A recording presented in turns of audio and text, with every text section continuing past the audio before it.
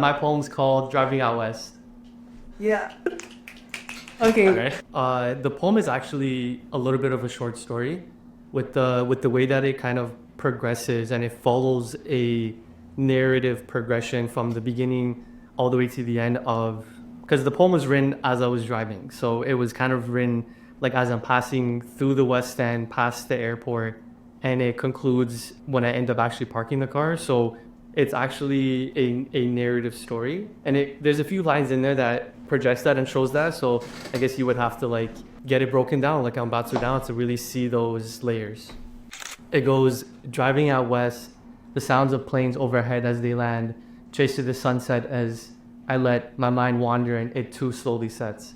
So that's where that storyline is kind of, it begins, because like I said, I was driving out west, and for anybody that's from the city driving, you know that after you kind of pass that Young line, you're gonna start approaching the Pearson Airport. So basically that's where the story began, and that's where the piece began, because I remember seeing the sunset, and I remember as you get closer, obviously you start seeing the planes land, and that's where it kind of goes. I made that connection between the landing of planes and the setting of thoughts in my mind.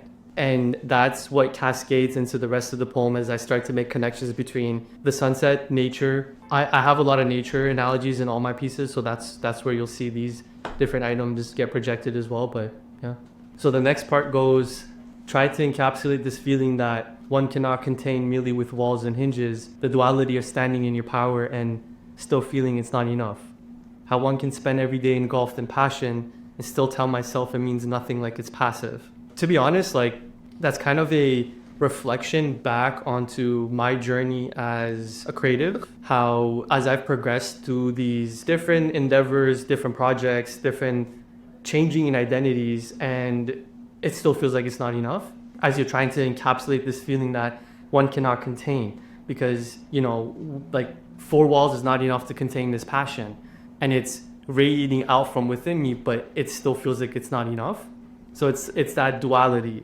And I think the next line goes, like this burning fire within can simply be put out with surface level winds, because right, a lot of these winds that we have, and it's important to, I guess, capture within yourself these small increments of winds, and that's important. But also this burning fire within can't be put out with these surface level winds. It takes literally the moving of mountains to stand behind this cloudless shade. And the next part goes, when it took the moving of mountains to stand behind this cloudless shade, the highway lights have become only a passing moment, speeding past exits like my destination was ever chosen.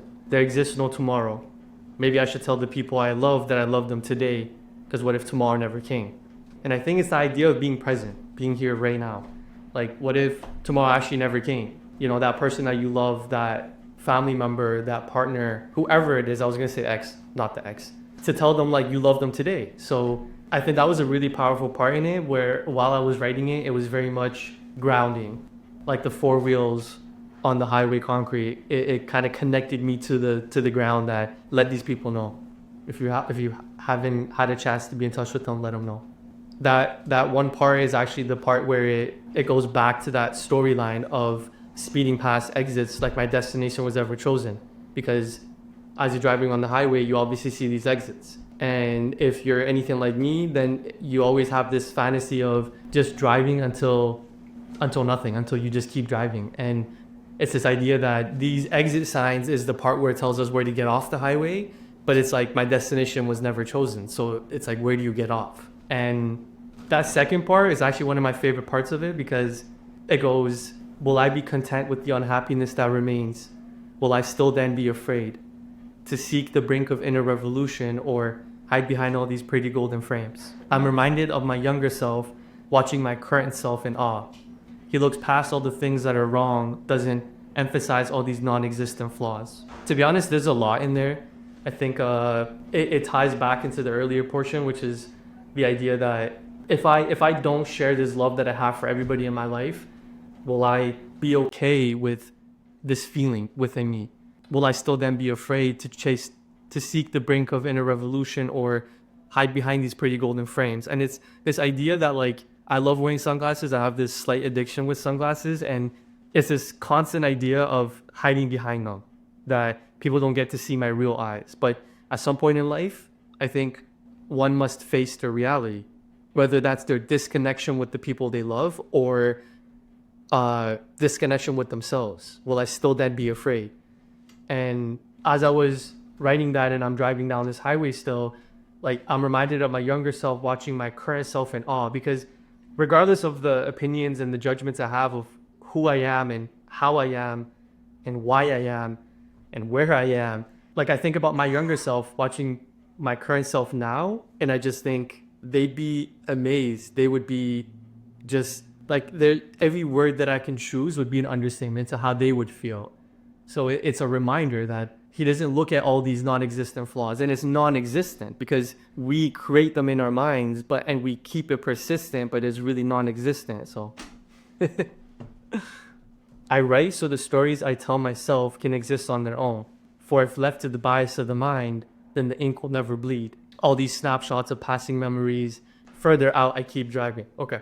This ties back into that portion about the younger self, because, you know, I write so these stories I tell myself can exist on their own, because at the end of the day, in the long span of history, we write as a snapshot, and what we write is left with the rest of history that comes in the future. And so I want them to exist on their own. For if left to the bias of the mind, if left to my own opinions, my own judgment, then the ink would never bleed, because there's always, I could do better, I could do more, I'm not enough. And, you know, all these opinions in the mind. This poem is actually like a reflection of the experience of a creative, but also the inner mental turmoil of a creative. So it's meant for, that is basically what I'm trying to say is bigger than me. Further out I keep driving. Maybe at the end of this road, I can finally catch the sun. What need do we really have of hope, I think to myself?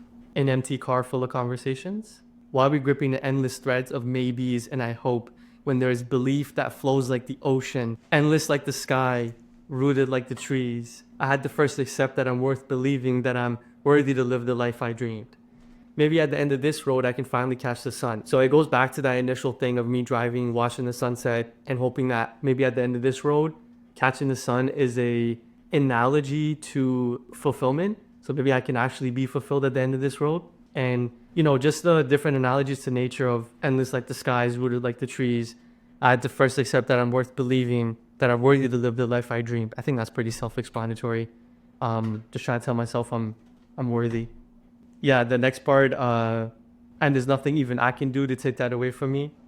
Before realizing I had gone off the highway, put my car in park, and stared out of the windshield into the now setted sun, and breathed in a breath of content that I know will never be short of magic, regardless of how often I protest, because within a single moment of brilliance lies an endless expanse of reasons to exist. That part is actually my favorite part of the whole thing, because literally as the story goes, I had gone off the highway, I got to my destination, put my car in park, and it's this actual, like, basically, what's the word I'm looking for? You're channeling exactly what was happening. So like, I literally put my car in park, breathed in a breath of content, and I knew that whatever it is that I was feeling throughout this entire journey, it will never be short of magic. This journey is the most magical journey one could have, because one only lives it once. And I knew that within that moment, within a single moment of brilliance, of magic, there's an endless expanse of reasons to exist. There's an array of whys. And it should never be should I, but it should always be how.